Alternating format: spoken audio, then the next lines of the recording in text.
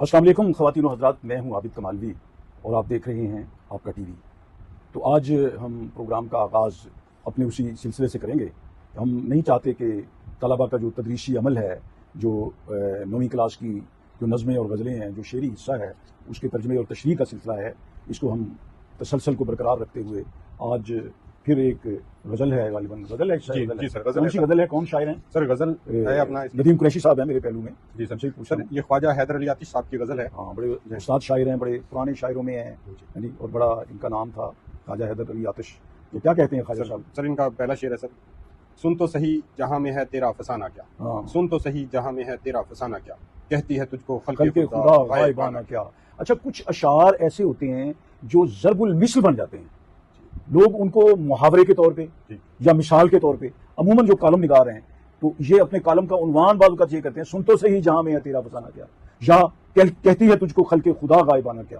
تو یہ جو ہے نا، یہ ضرب المثل بن گیا ہے، یہ پورا مسئلہ جو ہے نا وہ ان کا غزل کا، خواجہ صاحب کی جو غزل ہے۔ تو وہ کہتے ہیں کہ یہ جو انسان ہے نا، تو انسان ایک مٹی کا پتلا ہے، انسان خاکی مخلوق ہے، ایک جو ہے نا خاک سے پیدا کیا، اور قرآن پاک میں بھی ہے سب سے پہلی جو سورت نازل ہوئی سورہ علق، اس میں اقرا بسمک الذی علق، اقرا بسمک الذی خلق الانسان من علق، کہ اس کو ایک جمے ہوئے خون کے لوتھڑے سے پیدا کیا۔ وہ پوری ایک مطلب اللہ کریم فرماتے ہیں انسان کی حقیقت بتاتے ہیں، لیکن اس کو اشرف المخلوقات بنا دیا کہ اس کے اندر اتنی خواہشات، اتنی چیزیں رکھ کے، تو جب یہ اللہ کی طرف جاتا ہے، اتنی خواہشات نفسانی اور دوسری دنیاوی خواہشات کے باوجود سب کو چھوڑ کر اللہ کے حضور پیش ہوتا ہے، تو یہ اشرف المخلوقات ہے۔ لیکن یہ شاعر اپنی یہاں پہ عاجزی کا ذکر کر رہا ہے کہ سن تو صحیح جہاں میں ہے تیرا فسانہ کیا، کہتی ہے تجھ کو خلق خدا، تجھے تو خلق خدا کہتی ہے، شاعر ہے یہ، اس کو کچھ پتہ ہی نہیں ہے، یہ اس کو دنیا کا وہی نہیں پتا، تو یہ اپنی عاجزی اور انکساری کا اظہار کر رہا ہے۔ ایسے ہی سر آپ نے اپنے جو میں جو سمجھا ہوں اس میں یہ سن تو صحیح جہاں میں ہے تیرا فسانہ کیا، کہتی ہے تجھ کو خلق خدا غائبانہ کیا۔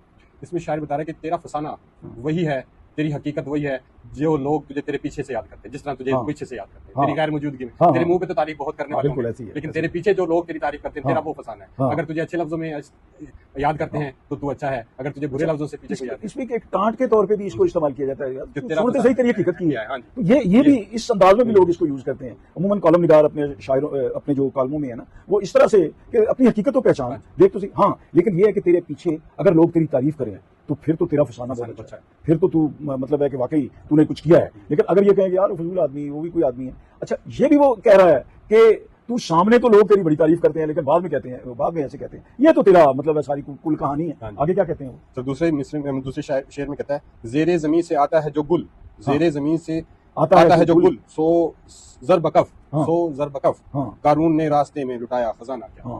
کہتے ہیں کہ یہ زمین، اب دیکھو نا بیج بوتے ہیں، وہ زمین کے اندر چھپ جاتا ہے، اچھا وہ اگتا ہے تو وہ ایک پھول بن جاتا ہے، تو زر بکف، یعنی یہ کہتے ہیں زر کہتے ہیں سونے کو، یعنی گلاب ہے یا سونے کا رنگ ہے، وہ بکف کہتے ہیں ہتھیلی کو، کہ یہ زمین سے آتا ہے اور یہ سونا یعنی اگلتی ہے محنت سے۔ انسان جب محنت کرتا ہے تو زمین سے ایسے پھول پیدا ہوتے ہیں، ایسی چیزیں نکلتی ہیں، جیسے زعفران ہے، بہت قیمتی ہے، اس کا پھول بھی وہ سونے کی طرح کا کلر ہوتا ہے زعفران کا بھی، ٹھیک ہے نا۔ تو اسی طرح اور کئی ایسے مطلب ہے پودے اور پھول ہیں جو بڑے قیمتی ہیں، جو مطلب یہ کہہ لیں کہ جیسے ہتھیلی پہ آپ نے سونا رکھ دیا۔ بکف، زر بکف یعنی سونا ہتھیلی کے اوپر ہونا، بکف کا مطلب ہوتا ہے ہتھیلی کے اوپر، اچھا زر بکف سونا ہتھیلی کے اوپر۔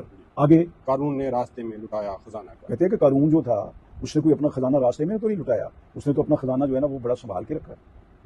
اس کی مطلب ہے کہ وہ قارون تھا، اس کے پاس دولت تھی بہت زیادہ، کہتے ہیں اس کی جو خزانہ کی چابیاں تھی، کئی اونٹ جو ہے نا وہ اٹھاتے تھے، صرف چابیاں خزانوں کی اس دور میں، ظاہر اسٹیل کی ہوں گی چابیاں، بڑی بڑی چابیاں ہوتی ہیں، لیکن وہ اتنے خزانے تھے کہ ان کی چابیاں اونٹوں پر لاد کر جو ہے نا وہ لائی جاتی تھی۔ کتنا امیر ہوگا قارون؟ تو قارون امارت کے حوالے سے ایک ہے، لیکن اس کے برعکس یہ ہے کہ یہ خزانہ جو ہے نا اس نے یہ ایسا خزانہ ہے جو مطلب ہے جو بے فائدہ ہے، ہاں، اور جس سے انسان محبت کرتا ہے، یہ دنیا کی جو ہے نا وہ چاہت ہے، تو اس نے وہ خزانہ بھی جو ہے نا وہ کوئی سرے راہ نہیں لٹا دیا، اس نے وہ مطلب سنبھال کے رکھا۔ لیکن یہ مشہور ہو گیا وہ کہ جی وہ اس کے پاس وہ بڑا امیر آدمی ہے، لوگ خواہش کرتے تھے کہ اس کی طرح کی امارت جو ہے نا وہ انہیں بھی مل جائے، لیکن یہ ہے کہ یہ اللہ آزماتا ہے کسی کو خزانے دے کے کہ یہ اس خزانے کو یا اس چیز کو کس طرح استعمال کرتے ہیں مخلوق خدا کی بہتری کے لیے۔ جی کہتے ہیں کہ جو قارون کا جو خزانہ ہے نا اس میں وہ اپنے تکبر میں وہ کیا ہے، اس نے دنیا کو کوئی فائدہ نہیں، وہی میں کہہ رہا تھا نا کہ اس دنیا سے کوئی فائدہ نہیں، اس نے لٹایا نہیں، بالکل بالکل اس نے مطلب ہے کہ غرق ہو گیا، صرف قارون بننے کے لیے وہ غرق ہو گیا، وہ اپنے خزانے سمیت اور ہر چیز، یہ دنیا کی یہ حقیقت ہے. لیکن اگر اللہ تعالیٰ آپ کو خزانے دے تو وہ خزانے کبھی ختم نہیں ہوتے اگر آپ مخلوق خدا کو بانٹنا شروع کر دیں. بانٹنے سے بڑھتی ہیں چیزیں، کم نہیں ہوتی. نہ اس کے کسی کام کا آیا، ہاں نہ بالکل نہ پیچھے جو تھے ان کے کام آیا. جی آگے. اڑتا ہے شوق راحت منزل اسب عمر، اسپے عمر اڑتا ہے شوق راحت منزل اسب عمر، اسب عمر مہمیز کہتے ہیں کسے اور تازیانہ کیا. ہاں اڑتا ہے شوق راحت منزل، ہاں شوق راہ سے منزل اسب عمر کہتے ہیں کہ یہ جو اسب کہتے ہیں گھوڑے کو، انہوں نے عمر کو، زندگی کو گھوڑے سے مثال دی. زندگی چل رہی ہے نا، اب دیکھیں ہم کچھ گزار بیٹھے ہیں، وہ مطلب ہے کہ وہ تو گیا وقت جو ہے وہ ہاتھ نہیں آتا.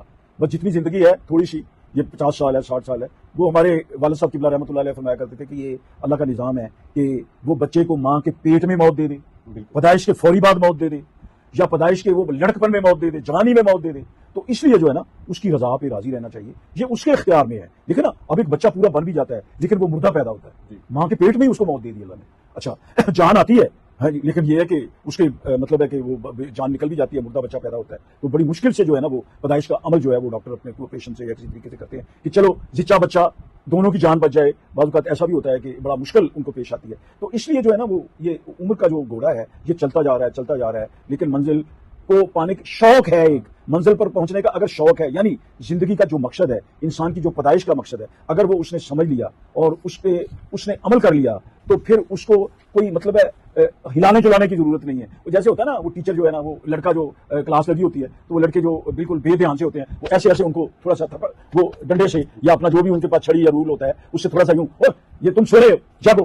وہ یہ ہے تازیانہ، یعنی کوڑا ہے یا کسی بھی شکل میں ہے اس کو جھنجھوڑنا. کہتے ہیں جس کو منزل پہ پہنچنے کی، جس کے اندر شوق ہے، لگن ہے، محنت ہے، اس کے لیے اس کی ضرورت نہیں ہوتی کہ اس کو بندہ کہے تو یار اپنا تکڑا آگے چل. نہیں، وہ چلتا جا رہا ہے، اس کے لیے ضرورت ہی نہیں ہے کسی قسم کی ترغیب دینے کی اس کو، کیونکہ اس کے اندر شوق ہے، جذبہ ہے زندگی کو بہتر بنانے کا اور زندگی کو کامیابی سے گزارنے کا.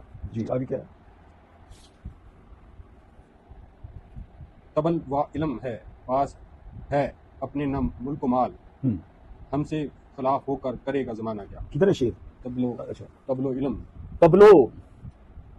تبلو علم ہی پاس ہے اپنے نہ ملک و مال، تبلو علم ہی پاس ہے اپنے نہ ملک و مال. ہاں جی، ہم سے خلاف ہو کے کرے گا زمانہ کیا.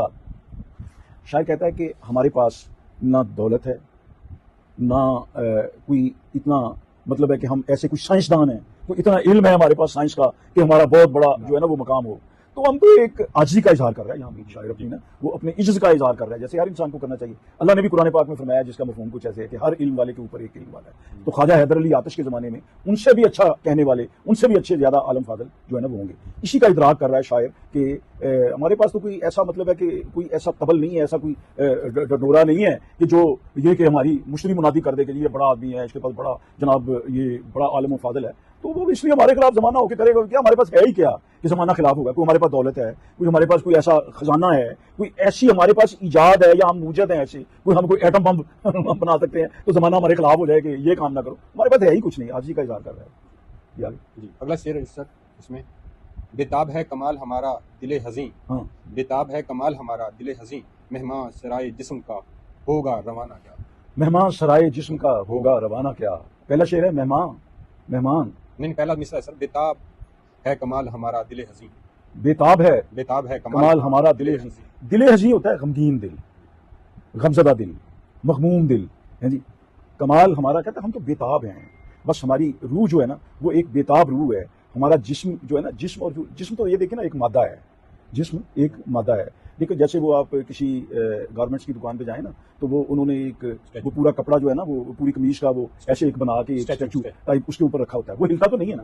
یہ دیکھو جو میں بازو ہلا رہا ہوں نا تو یہ کیا ہے؟ یہ روح ہے. جب یہ انسان سے نکل جاتی ہے نا تو پھر یہ بازو نہیں ہلتا، پھر وہ بس وہی رہ جاتا ہے، اسٹیچو رہ جاتا ہے، وہی پتلا ایک رہ جاتا ہے. وہ اس کو مطلب جہاں پہ اس کا بازو رکھیں گے وہیں رہ جائے گا، وہ ایسے اوپر نہیں اٹھا سکے گا. کہتے ہیں ہمارا دل حزین، ہمارا دل غمگین تو بےتاب ہے. تو آگے وہ کہہ رہے ہیں دوسرے مصرے میں مہمان سرائے جسم کا ہوگا روانہ. ہاں مہمان، یہ کہتا ہے یہ جو روح ہے یہ مہمان ہے، اس کے جسم کے اندر یہ روح ہے، مہمان ہے. کہتا ہے یہ پتہ نہیں کب نکل جائے گی، یہ کسی کو بھی نہیں پتا ہوتا ہے. یہ وقت جو ہے نا اس کا مقرر کیا ہوا ہے اللہ تعالیٰ نے. اللہ کو پتا ہے کہ یہ جسم کا، اس گوشت پوشت کے جسم کا جو مہمان ہے، جو اس کو ہلاتا ہے، جو اس کو دیکھنے کی طاقت دے رہا ہے، جو اس کو چلنے کی طاقت دے رہا ہے، جو اس کو سمجھنے سوچنے کی طاقت دے رہا ہے، وہ مہمان روح ہے ہماری. وہ شاید کی مراد اس سے روح ہے. کہتے ہیں یہ مہمان پتہ نہیں کب نکل جائے اور ہم پھر وہی اپنا جسم کو اس کے سرائے سے تشبیہ ہاں جس طرح اب وہ سرائے سے مہمان آتا ہے، ہاں کہتے ہیں جیسے رہتا آتا ہے کچھ دیر کے لیے ٹھہرتا رہتا ہے، ہے۔ اسی طرح روح کا معاملہ ہے، کہتے ہیں کہ یہ جسم کے اندر کچھ 2 سال، وہ میں نے پہلے مثال دی ہے نا کہ وہ بچے کو پیدا ہوتے ہی لے روح، جی۔ مطلب ہے کہ ایک روح کی عمر چند لمحے، چند گھنٹے، چند مطلب ساعتیں، کہ بچہ پیدا ہوتا ہے زندہ، لیکن تھوڑی دیر کے بعد وہ اس کی ڈیتھ ہو جاتی ہے. ایسے بے شمار کیسز ہیں.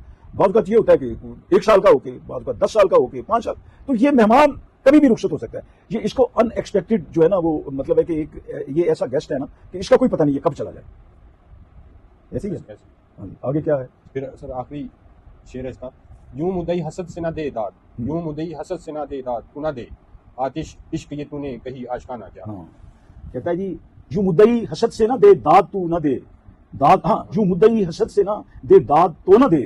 وہ اس میں ہے نا کمپوزنگ میں یہ زیر زبر پیش جو ہے نا یہ نہیں ہوتے، تو اس لیے ہم کبھی اگر وہ تو پڑ گیا تھا میں پہلے، لیکن ہے یہی، یوں مدعی حسد سے نہ دے داد تو نہ دے آتش غزل یہ تو نے کہیں آشکانہ کیا. کہتا ہے اے مدعی، اے میرے دوست، اے میرے پاس بیٹھنے والے، تو میرے سے حسد کر رہا ہے. تو میں نے تو یہ بڑی عشق مجازی کو جو ہے نا وہ بیان کیا غزل میں. اس میں دنیا بھی آ گئی، اس میں جسم بھی آ گیا، اس میں اپنے محبوب کی بات بھی آ گئی، روح کا ذکر بھی آ گیا. لیکن اے میرے سننے والے، اے میرے پڑھنے والے، اگر تو داد نہ دے، یعنی تو ہمیں شاباش نہ دے تو نہ دے، کوئی بات نہیں ہے.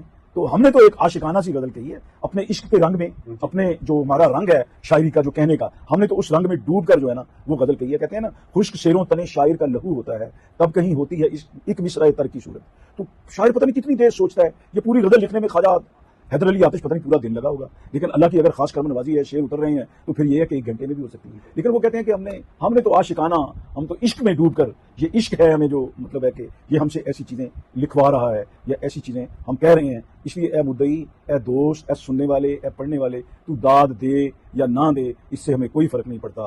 تو یہ تھے خواجہ حیدر علی آتش، جو بڑے استاد شعراء میں جن کا شمار ہوتا ہے. ان کی غزل کا ترجمہ آپ نے سماعت فرمایا. اگر کہیں پہ ہم سے کوئی اس سلسلے میں ہم سے کوئی بھول چوک ہو گئی ہو تو ہمیں آپ کومنٹس میں بتائیے، ہمیں مشورے دیجیے، ہماری رہنمائی کیجیے. اپنے ارد گرد کا اور پیارے وطن پاکستان کا بہت خیال کیجیے. پاکستان کو اپنی دعاؤں میں ہمیشہ یاد رکھیں. بہت شکریہ.